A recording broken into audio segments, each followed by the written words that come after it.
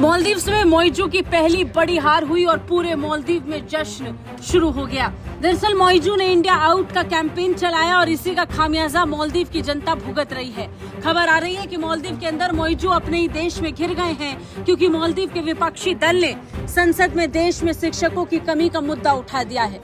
अब इस सवाल का जवाब मोइजू सरकार नहीं दे पा रही है, और देगा भी कैसे जब वो कोशिश कर रहा है कि एक भी भारतीय मालदीव में ना रहे।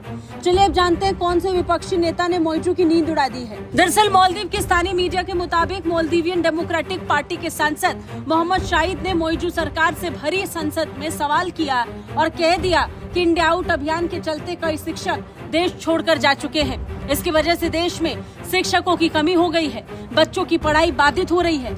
इस गंभीर समस्या से निपटने के लिए सरकार ने क्या कदम उठाए हैं और फिर क्या था। संसद में घिरने के बाद मोइजू सरकार के शिक्षा मंत्री पहले तो चौंक गए और उसके बाद वो खुद इस बात को मानने लगे कि हाँ, देश में शिक्षकों की कमी हो गई है। मालदीव के जो शिक्षा मंत्री हैं डॉक्टर इस्माइल शफीफू, उन्होंने कहा कि कई बार भारतीय शिक्षक मालदीव से चले जाते हैं। इससे कुछ हफ्ते के लिए बच्चों को पढ़ाई में परेशानी आती है। यह कोई नया मुद्दा नहीं है, द्वीप राष्ट्र में ऐसा पहले भी होता रहा है। अगर आप पिछले 30 साल के आंकड़े देखेंगे तो पता चलेगा कि कई बार इस छोटे से द्वीप से भारतीय शिक्षक आते हैं और 1 महीने बाद चले जाते हैं। सोचिए, भारत के खिलाफ मोइजू सरकार की यह असभ्य भाषा, जिससे पता चल रहा है कि मोइजू सरकार का कोई भी मंत्री सुधरने नहीं वाला है। हालांकि जिस तरह से भारतीय शिक्षकों के देश जाने से मालदीव में संकट खड़ा हो गया, उससे उबर पाना इतना आसान नहीं है।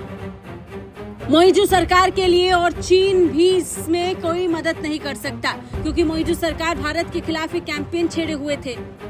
अब भारतीयों के जाने से वहां की शिक्षा व्यवस्था टूट गई है। इतना ही नहीं, भारत और पड़ोसी देश मालदीव के बीच जारी तनाव के बाद वहां पर भारतीय सैलानियों की संख्या में भी भारी कमी आई है। इससे मालदीव की टूरिज्म इंडस्ट्री को बड़े पैमाने पर नुकसान होने लगा है। अब वहां पर भारत के साथ रिश्तों को सुधारने की मांग की जा रही है। बीते साल मालदीव जाने वाले पर्यटकों में भारतीय की संख्या सबसे ज्यादा थी, लेकिन इस साल अभी तक भारतीय सैलानियों की संख्या 6ठे नंबर पर लुढ़क चुकी है। खैर, कुछ भी हो, अब मालदीव धीरे धीरे नया पाकिस्तान बनता जा रहा है। अब देखना तो ये होगा कि मोइजू को इसके बाद और कौन सा बड़ा झटका लगेगा।